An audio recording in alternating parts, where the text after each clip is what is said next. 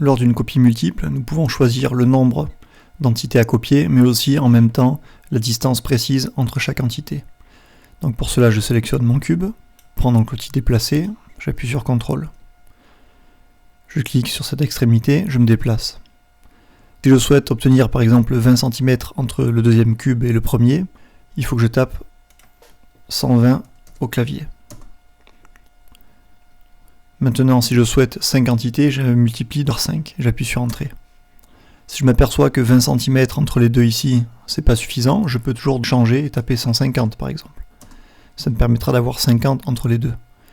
Si je trouve qu'il y a trop de cubes, je peux faire multiplier par 3. Donc tant que je n'ai pas changé d'outil, il est toujours possible de modifier la distance de déplacement ainsi que le nombre d'entités, x2. Nous avions placé 50 cm, donc je prends l'outil ici mètre pour vérifier. J'ai bien 50 cm entre mes deux cubes. Ceci est valable pour n'importe quelle entité, notamment les lignes guides. Donc je prends l'outil déplacer, je clique sur ma ligne, j'appuie sur CTRL, je me déplace, 20 cm, j'appuie sur Entrée.